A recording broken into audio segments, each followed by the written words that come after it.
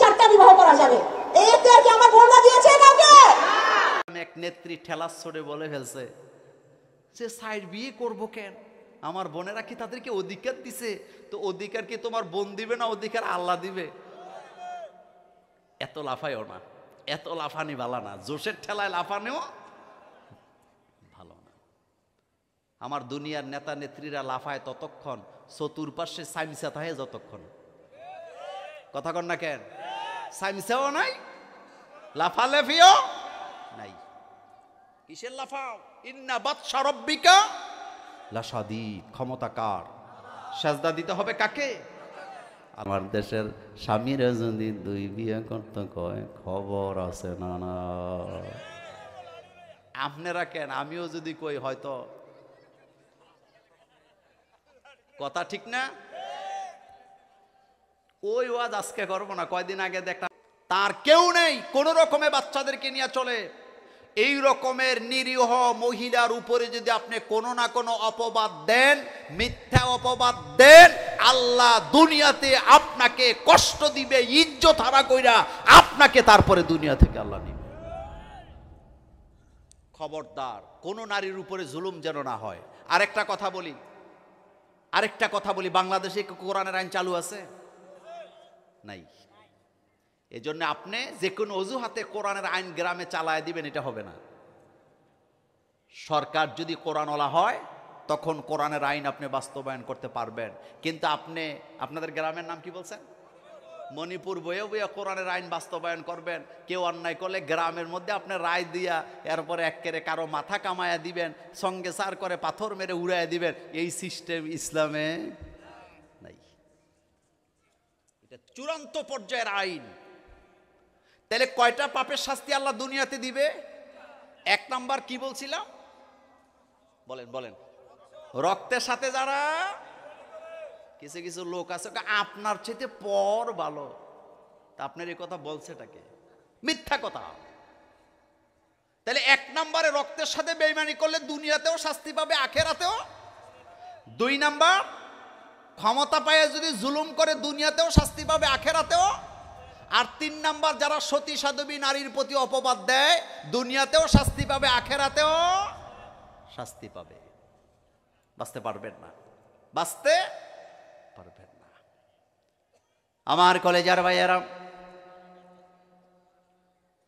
হযরত ইব্রাহিম আলাইহিস সালাম শাম থেকে জেরুজালেমের দিকে রওনা দিছে নিজের স্ত্রীকে নিয়ে। প্রথম স্ত্রী হযরতে সারা। জালেম বাদশাহ, কি বাদশাহ? জালেম বাদশার লোকেরা হযরতে সারাকে ধরে নিয়ে গেছে, কিডন্যাপ করছে। সতী সাধবী নারী, নবীর স্ত্রী ইব্রাহিম আলাইহিস সালামের স্ত্রী, যাকে খলিলুল্লাহ বলা হয়। স্ত্রীকে ধরে নিয়ে ঘরের ভিতরে আটকায় রাখছে। আপনাদের কষ্ট হইতেছে? আর একটু চলবে, অল্প সময়। তাহলে মনোযোগ দেন, এই পয়েন্ট আমার শেষ পয়েন্ট, একটু মনোযোগ দেন। হযরতে সারা কার স্ত্রী? খলিলুল্লাহ। হ্যাঁ, ইব্রাহিম। বলেন কার? ইব্রাহিম আলাইহিস সালাম আল্লাহর কি খলিল। খলিল কারে কয়? আল্লাহ কয় তুমি ছেলে কুরবানি দাও, কয় দিলাম। আল্লাহ কয় ছেলেরে আর বউরে মরুভূমির মাঝখানে রাইখা আসো, কয় রাখলাম। আল্লাহ কয় আগুনে জাপ দেয়, কয় দিলাম। এর নাম হলো খলিলুল্লাহ। ইব্রাহিম আলাইহিস সালাম কোনো পরীক্ষায় ফেল হয় নাই। হযরত ইব্রাহিম আলাইহিস সালাম বাজারে বাজারে ঘুরে আর কান্দে। তার স্ত্রীকে জালেম বাদশার লোকেরা ধরে নিয়ে গেছে। আমার মা বোনেরা যারা আছো, কান পেতে শুনে রাখো। হযরতে সারাকে যখন বাদশার কাছে নেওয়া হলো, উপস্থাপন করা হলো, বাদশাহ তার নজর তো ভালো না, খারাপ মানুষ। হযরতে সারার দিকে যখন সাজুগুজু করে আইতেছে, হযরতে সারা আকাশের দিকে তাকায় আল্লাহর কাছে তিনটা কথা বলছে। কয়টা? এটা আজকের কথা শেষ, মনে রাখবেন। কয়টা কথা বলছে? এক নাম্বার কথা বলছে, ও আল্লাহ, আমি যদি ইব্রাহিমের রবকে রব মেনে থাকি, মনোযোগ আছে, আমি কারে রব মানি?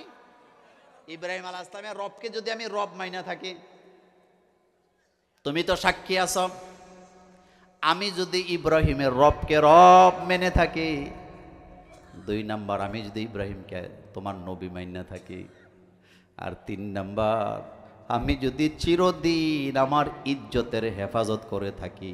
আল্লাহ তুমি তো সাক্ষী আছো, এই 3টা কথা যদি আমার সত্য হয়ে থাকে, তুমি জালেম বাদশাকে আমি সারার উপরে বিজয় দিও না। আল্লাহু আকবার। আমার যুবক ভাইরা, কথার মধ্যে হেকমত আছে। হযরত সারা কিন্তু এই কথা বলে নাই যে আল্লাহ আমার এই 3টা কথা যদি সত্য হয়ে থাকে তুমি বাদশার কাছ থেকে আমারে হেফাজত করো, এটা বলছে না।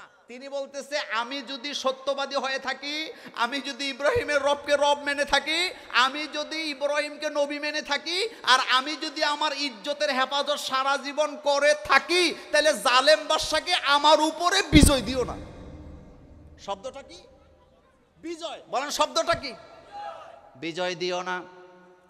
এখন দায়িত্ব কার? জোরে বলেন কার? আল্লাহ বললেন আমার সারার।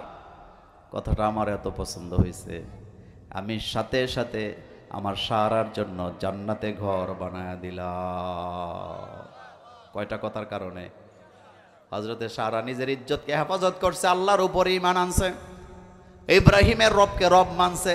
এই জন্য আমরা যারা নামাজি মুহাম্মদ সাল্লাল্লাহু আলাইহি ওয়াসাল্লামের উম্মত, আমরাও সব জায়গায় ইব্রাহিমের রবের কথা বলি নাকি বলি না? আর আমার দেশের মা বোনেরা নিজের ইজ্জতের তাওয়াক্কাই করে না। যেই নারী ইজ্জতের হেফাজত করে তার দোয়া আল্লাহর দরবারে কবুল। যেই নারী নিজের ইজ্জতের হেফাজত করবে ওই নারীর দোয়া আল্লাহর দরবারে।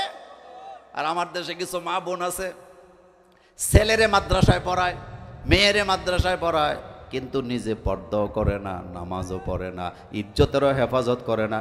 এমন মা বোন আছে না? আজীব কারবার। মাদ্রাসায় যায় ছেলে মেয়েরে দিয়ে আসতে, তাও উনি পর্দা করে না। আসেনি? জোরে জোরে কথা বলে আসেনি? আপনি একেবারে ছেলেরে আব্দুল কাদের জিলানি বানাবেন, তা আব্দুল কাদের জিলানি রহমতুল্লাহর আম্মারে কেউ দেখছেনি?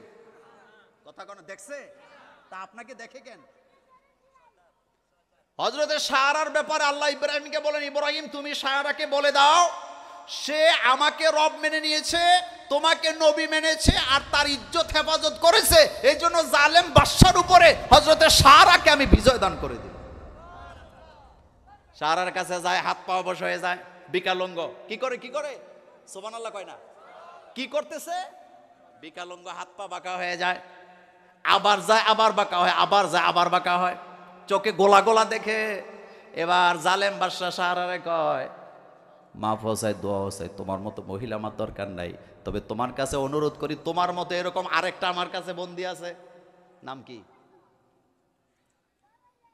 তোমার মতো এরকমের মহিলা আরেকটা আমার কাছে বন্দী আছে, যে ইব্রাহিমের রবকে রব মানে, ইব্রাহিমকে নবী মানে, আর নিজের ইজ্জতের হেফাজত করে। সে হলো হযরতে হাজেরা। সুবহানাল্লাহ। বাইজিয়া তুমি যাও, এটারও নিয়ে যাও।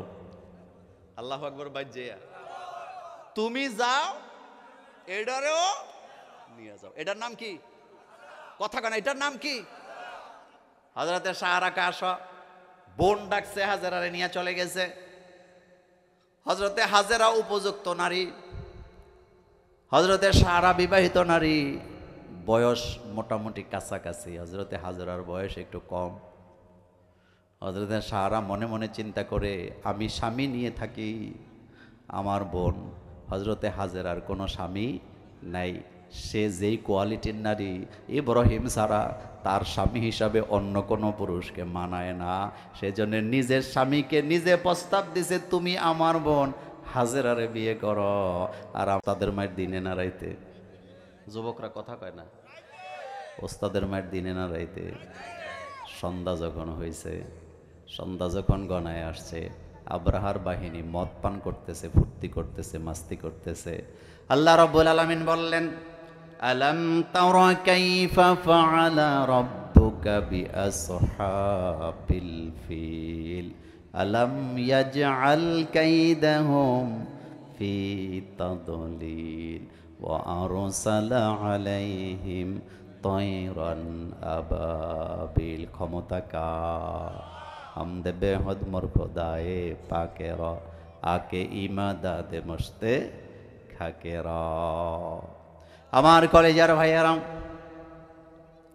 আব্রাহা মনে করেছিল কাবাঘর ভাঙবে। আল্লাহ পাক বলেন, হাবিব আলাম তারা কাইফা ফাআলা রাব্বুকা বিআসহাবিল ফিল, আপনি কি দেখেন নাই হস্তি বাহিনীর সাথে আপনার রব কেমন আচরণ করেছিল?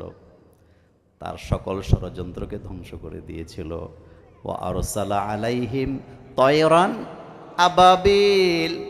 আবাবিল মানে হলো ঝাঁকে ঝাঁকে আমি একদল পাখিকে পাঠায় দিলাম, যারা শুকনো মাটি নিয়া, পোড়া মাটি নিয়া, পাথরের টুকরা নিয়া, এক একজনের 3টা করে নিয়া হস্তি বাহিনীর উপরে ছেড়ে দিয়েছিল। তাদের অবস্থা এমন হয়েছিল, পাউডার বানায় দিছিলাম। তবে তাদের মধ্যে যারা হাতিকে যে কন্ট্রোল করে তারে জানি কি বলে, কথা কন না কেন? এই কথাটাও তাফসিরে আছে। হাতি যে কন্ট্রোল করে তারে কি কয়? তাদের অবস্থা কি হইলো এটা পরে বলি। আল্লাহ পাক বলেন, আমি হস্তি বাহিনী ধ্বংস করার জন্য হাতি পাঠাই নাই, মশাল পাঠাই নাই, বিদ্যুৎ পাঠাই নাই, বড় কোনো শক্তি পাঠাই নাই। কি পাঠাইছি? ওয়া আরসালা, পরে ওয়া আরসালা আলাইহিম তয়রান আবাবিল তারমিহিম বিহিজারাতিম মিন সিজিল ফাজআলাহুম কাসফিম মাকুল। আল্লাহ, আমি তাদের বুশি বানায় দিছি। আব্দুল মুত্তালিবের বাহিনী সকালবেলা গেছে দেখার জন্য ঘটনা কি কাবা আছে না নাই, যায় দেখ কাবা জায়গায় আছে। এবার তারা সিদ্ধান্ত নিলেন, আমরা মুজদালেফায় যাব অথবা তায়েফের ওই নিকটবর্তী উপত্যকায় যাব। যায় দিয়ে আপনার কি অবস্থা? যায় দেহে হাতিও বুশি, মানুষও বুশি মাটির সাথে মিশায়া দিছে কে?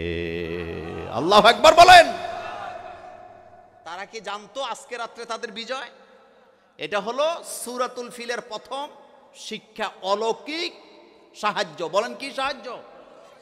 আপনাদের জীবনে এরকম সাহায্য পাইছেন, আমিও পাইছি, কিন্তু আমরা ভুলে যাই। আপনার জীবনে কি এমন হয় নাই যে আপনি বিরাট বড় বিপদে পড়ছেন, কোনো রাস্তা খুঁজে পান না, হঠাৎ আল্লাহ আপনাকে এখান থেকে উদ্ধার করছে? এরকমের ঘটনা আপনার জীবনে আছে নাকি নাই? আছে, আছে, আছে, আছে। আমার জীবনে এরকমের একটা ঘটনা আছে। আমি এ কথাটা কোনোদিন বলি নাই কারো কাছে, বাড়িতে বলি নাই। বাড়িতে বললে আমি মাইর খাইতাম। আজকে বলে দেই। সেটা হলো, আমি ছাত্র জীবন থেকে মোল্লাবাড়ির পোলা, তো নামাজ ছোটকাল থেকে পড়তাম। কারণ মোল্লাবাড়ি মুন্সিবাড়িতে জন্ম নিলে সমস্যা একটাই, নামাজ না পড়লে কয় মোল্লাবাড়ির পোলা নামাজ পড়বি না কেন? কথা ঠিক না? তা আমি জাহাপুর স্কুলে পড়তাম। গুমতি নদীর দিয়ে খেয়া পার হয়ে আমরা যাইতাম। তা আপনারা জানেন গুমতি নদীতে হঠাৎ বৃষ্টি হইলে খুব প্রেসার আসে না পানির? খেয়া ছিল, বড় বড় নৌকার খেয়া। আল্লাহর জাতের কসম, আমি একটা শব্দ মিথ্যা বলছি না। আমি তখন ক্লাস 7-এ পড়ি, জাহাপুর স্কুল, মুরাদনগর থানায়। তো স্কুল ছুটি হয়েছে, ছাত্রছাত্রীরা আসছে, কিন্তু খেয়াটা ওই পারে, এই পারে আনার মতো কোনো লোক নাই। তখন নদীতে প্রচন্ড প্রেসার পানির। আমি আগের থেকে একটু ওই যে আছে না কিছু নিজে নিজে সর্দারি, তো এরকম সর্দারি করে আমি বলছি আমি এটা আনতে পারবো। কিন্তু নদীতে কি পরিমাণ পানির প্রেসার এটা আমার জানা ছিল না। আমি নামছি।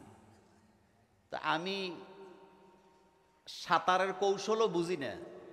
পানির স্পিড যদি বেশি থাকে, নিয়ম হলো আপনি ভাটির দিকে হালকা এভাবে কোনাকুনি যাবেন, তাইলে আপনার কষ্ট হবে না। কিন্তু আমি বোকার মতো উল্টার দিকে সাঁতরাইতেছি। সাঁতরাইতে ওই কিনারে যাওয়ার আগে আমার এনার্জি সব শেষ। আমি ডুবে যাচ্ছি অবস্থা। বিশ্বাস করেন, আমি নিশ্চিত, আমার বয়স তখন 7-এ পড়ি, যতটুকুই হোক আমি নিশ্চিত আমি ডুবে যাব, মারা যাব। আমি দেখতেছি আমি যাইতে পারতেছি না, কিন্তু ওখানে কোনো লোকও নেই, খেয়াটা বাঁধা আছে। গোমতী নদীতে ডুবলে আর লাশ খুঁজে পাওয়া যাবে নাকি? এটা দাউদকান্দির পরে যেয়ে পাওয়া যাবে। কোত্থেকে একজন লোক আসছে এরকমের পাঞ্জাবি পরা, মুরব্বী হাজি সাহেব, যারা হজ করে আইলে যেরকম পোশাক থাকে, রুমাল থাকে, পাঞ্জাবি থাকে, কোত্থেকে আসছে? তিনি এসে আমাকে ফুল দেখাও যায় না, এই মুরব্বি লাফ মেরে আমাকে ধরে উনি উঠাইছে। তখন ছোট মানুষ, আমি তো মুরব্বিরে চিনিও না, দোয়াও করি নাই, বুঝিও নাই, কিন্তু বাড়িতে যে বয়ে এই কথাটা বলিও নাই। কিন্তু আজকে বলি না শুধু, আমি প্রায় সময় এটা ফিল করি, আমি ফিল করি যে আমার জন্য নিশ্চিত সেদিন আল্লাহ ফেরেশতা পাঠাইছে, কারণ যদি না পাঠাইতো আমার হায়াত আছে বলে আল্লাহ আমাকে সেখান থেকে বাঁচায় দিয়েছে। আপনার জীবনে যদি আপনি আজকে বসে চিন্তা করেন যে আপনাকে আল্লাহ অলৌকিকভাবে কি কি দিছে, আপনি পাবেন। মহা বিপদ উদ্ধার করে কে? কে করেন? কে করেন? এটা হলো সূরা ফিলের 1 নম্বর শিক্ষা। এই জন্য আল্লাহ পাক বলছেন ওয়া আরসালা, পড়েন ওয়া আরসালা আলাইহিম তায়রান আবাবিল তারমিহিম বিহিজারাতিম মিন সিজ্জিল ফাজআলাহুম কাআসফিম মাকুল। 2 নম্বর শিক্ষা হলো শক্তির অপব্যবহার করে বেশি দিন ক্ষমতায় থাকা যায় না, শাস্তি পাওয়াই লাগে। এটা কয় নাম্বার শিক্ষা? আচ্ছা, আব্রাহা সে কি সাধারণ পাবলিক ছিল নাকি ক্ষমতাধর ছিল? ক্ষমতাধর। সে মূলত তার জন্ম, তার মা ছিল দাসী। মা কি ছিল? দাসী। কিন্তু সে তার পাওয়ারকে এমন জায়গায় নিয়ে গেছে, যেই বাহিনী, যেই সরকারের বাহিনীর কথা আল্লাহ কোরআনে বললেন, হস্তি বাহিনী। কি বলেন? বলেন কি? পৃথিবীতে এখন বর্তমান যুগের সবচেয়ে মোড়ল হলো আমেরিকা। কয়দিন আগে ডোনাল্ড ট্রাম্প নিজেই ঘোষণা দিছে আমেরিকার কাছে যেই পরিমাণ পারমাণবিক বোমা আছে, এই বিশ্বটাকে 50 বার ধ্বংস করা যাবে। আমরা বলছি না, ডোনাল্ড ট্রাম্প বলছে। কথা কন না কেন? কয়বার ধ্বংস করা যাবে পৃথিবীকে? তো তুই 50 বার, তুই একবার ধ্বংস করলে তুই নিজেও তো থাকতি না বেটা, তুই 50 বার ধ্বংস করবি কোত্থেকে? তবে আমি আপনাদেরকে বলি, এই পৃথিবীতে কোনো দেশ চিরস্থায়ী ক্ষমতাধর হয় না, কোনো ব্যক্তিও চিরস্থায়ী ক্ষমতাধর হতে। যেমন রানী ভিক্টোরিয়ার যুগে নাকি তারা গর্ব করে বলতো ইংল্যান্ডের আকাশে সূর্য অস্ত যায় না। এ কথাটা কেন বলতে জানেন? কারণ তারা তখন সারা পৃথিবী শাসন করছে, আমেরিকাও শাসন করছে তারা। আমাদের এখানে যখন দিন, আমেরিকাতে তখন রাত, আর আমেরিকাতে যখন রাত, আমাদের এখানে তখন কি দিন। আবার আমাদের যখন রাত, আমেরিকাতে তখন কি দিন। তারা বলতো ইংল্যান্ডের আকাশে কখনো, ব্রিটিশের রাজ্যে কখনো সূর্য অস্ত যায় না। আচ্ছা বলেন তো, বর্তমানে যেই জায়গায় দাঁড়িয়ে আছেন, ব্রিটিশের ক্ষমতা আগের মতো আছে না গেছে? গেছে। এক সময় রাশিয়া সারা দুনিয়াকে দখল করতে চাইছে, অহংকার। রাশিয়ার ক্ষমতাকে আগের মতো আছে নাকি? সর্দারি মাতাব্বরি করে ঠিক, কিন্তু আগের মতো সেম কন্ডিশনে। যেই ডোনাল্ড ট্রাম্প ঘোষণা দিছে আমাদের কাছে যেই পরিমাণ পারমাণবিক বোমা আছে, আমরা পৃথিবীটাকে 50 বার ধ্বংস করতে পারবো। আমি আজকে আপনাদের সামনে বলে গেলাম, সূরাতুল ফিলের 2য় শিক্ষা হলো শক্তির অপব্যবহার করে কখনো ক্ষমতায় টিকে থাকা যায় না, শাস্তি পাওয়াই লাগে। এই আমেরিকাও বিশ্বের দরবারে একদিন না একদিন ভিক্ষুকের কাতারে দাঁড়াতে হবে। কারণ সোনা, রূপা, স্বর্ণ, রৌপ্য আমেরিকার মাটির নিচে আছে, এই কথা আল্লাহ বলে নাই। আল্লাহ বলছে মক্কা মদিনার মাটির নিচে স্বর্ণের খনি আছে। সুবহানাল্লাহ। বাইজে কই না, মদিনার মাটির নিচে কি সোনা? বলেন কি? মোসে তেল দেও, ফরের জিনিস চুরি করে নিয়া। আমার কলেজার ভাইয়ারা,